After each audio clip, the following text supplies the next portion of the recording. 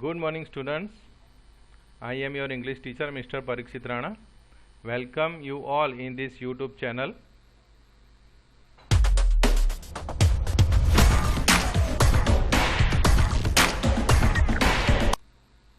Friends, today we will continue our remaining chapter, The Portrait of a Lady, written by Khushwant Singh. So look here. I am going to read and I will explain. When I went up to the university, when the writer went to university to further studies, at that time I was given a room of my own. The common link of friendship was snapped. Snapped means here broken. The relationship between the grandmother and Khushwant Singh now broken. My grandmother accepted her seclusion. It means loneliness. Mother accepted the loneliness with resignation. She rarely left her spinning wheel to talk to anyone. From sunrise to sunset, she sat by her wheel spinning and reciting prayers. So here the grandmother remained busy with her spinning wheel and reciting prayers. Only in the afternoon she relaxed for a while to feed the sparrows. While she sat in the veranda breaking the bread into the little bits, hundreds of little birds collected round her, creating a veritable bedlam. Bedlam means here noisy confusion of chirrupings. Some came and perched on her legs, other on her shoulders, some even sat on her head. She smiled but never shooed them away. Shoot them away, it means drove away. So here grandmother called the different birds, and many sparrows, thousands of sparrows came there to eat bread, a little piece of bread. But grandmother never drove them away. Sometimes she sat on her shoulders, on her legs, but grandmother never drove them away. It used to be the happiest half an hour of the day for her. When I decided to go abroad for further studies, I was sure my grandmother would be upset. Writer thought that grandmother would be upset. But I would be away for 5 years, and at her age one could never tell. But my grandmother could. She was not even sentimental. She came to leave me at the railway station, but did not talk or show any emotions. Writer thought that grandmother would be upset, but she would not be upset when came to the railway station to see off. Her lips moved in prayer, and at the railway station she continued with her prayer. She remembered the God. Her mind was lost in prayer. Her fingers were busy telling the beads of her rosary. Silently she kissed my forehead, and when I left, I cherished the moist imprint, means impression. Writer thought that this is the last impression of the grandmother. उसको ऐसा लग रहा था कि अब मैं जब मेरी पढ़ाई ख़त्म करके मैं जब वापस आऊँगा तब मुझे मेरी ग्रैंडमदर नहीं मिलेगी. शायद हो सकता है कि उनकी मृत्यु हो जाए. As perhaps the last sign of physical contact between us. So it was the last sign. She kissed on her forehead. But that was not so. After 5 years, I came back home and was met by her at the station. Grandmother went to the railway station to receive him after 5 years. She did not look a day older. At that time also she looked same as above, as when he left her before 5 years. She still had no time for words, and while she clasped me in her arms, I could hear her reciting her prayers. Even on the first day of my arrival, her happiest moments were with her sparrows, whom she fed longer and with frivolous rebukes It means not scolding seriously.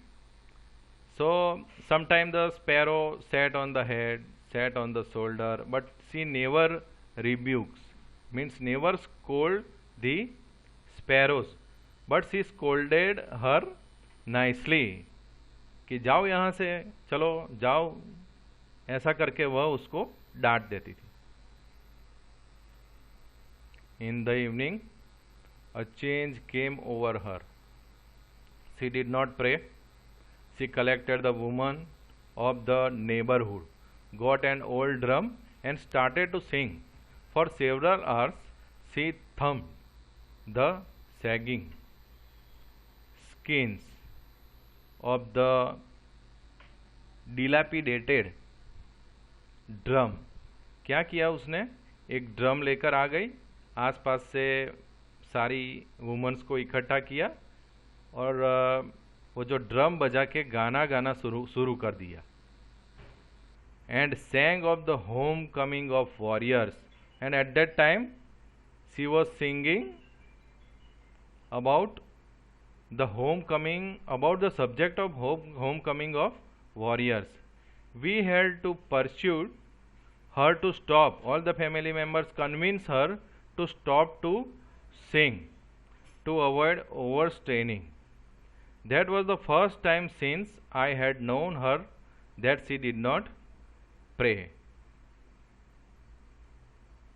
The next morning she was taken ill. It was a mild fever, and the doctor told us that it would go. But my grandmother thought differently. She told us that her end was near. Grandmother को पता चल गया था कि अब उनका जीवन समाप्त होने वाला है, अभी वो मृत्यु की ओर जाने वाली है. She said that since only a few hours before the close of the last chapter of her life, she had omitted to pray. She was not going to waste any more time talking to us. She decided not to talk with any family members, and she remained busy with her prayer. We protested, but she ignored our protest. She lay peacefully in bed, praying and telling her beads. Even before we could suspect, her lips stopped moving, and the rosary fell from her lifeless fingers. A peaceful pallor spread on her face, and we knew that she was dead. Now the grandmother died. We lifted her off the bed, and as it customary, laid her on the ground and covered her with a red shroud. Shroud means here covering for the dead body. एक कपड़े में उनको लपेट लिया. After a few hours of mourning, we left her alone to make arrangement for her funeral. All the family members remain busy with funeral. सब मृत्यु की अंतिम क्रिया की तैयारी में लग गए. In the evening, we went to her room with a crude stretcher to take her to be cremated. Crematorium. So all the family members now ready to take her to the crematorium. The sun was setting and had lit her room and veranda with a blaze of golden light. We stopped halfway in the courtyard. All over the veranda and in her room, right up to where she lay dead and stiff wrapped in the red shroud, thousands of sparrows sat scattered on the floor. Oh, many sparrows, 1,000 sparrows came there at the time of death. All the sparrows came there and sat there. There was no chirrupings. अब एक भी चिड़िया वहाँ पर आवाज़ नहीं कर रही थी. पहले तो बहुत आवाज़ कर रही थी, पर अब एकदम चुपचाप वहाँ बैठी रही. We felt sorry for the birds, and my mother fetched some bread for them. The mother of Khushwant Singh thought that all the sparrows came there to eat bread. So she went and bring the piece of bread. She broke it into little crumbs, the way my grandmother used to, and threw it to them. The sparrows took no notice of the bread. उनकी mother ने वहाँ पे bread के टुकड़े डाले, परंतु एक भी चिड़िया ने वो खाए नहीं, उसकी ओर देखा भी नहीं. When we carried my grandmother's crops off, they flew away quietly. So without eating the piece of bread, all the sparrows flew away from the house of the Khuswant Singh. Next morning, the sweeper swept the breadcrumbs into the dustbin. Okay, friends. So very nice story.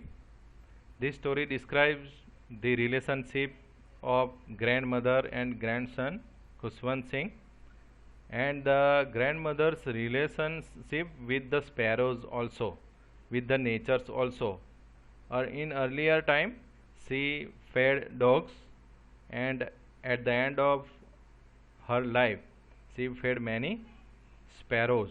So this describes the great bondage of love between the grandmother and the sparrows. Thank you very much.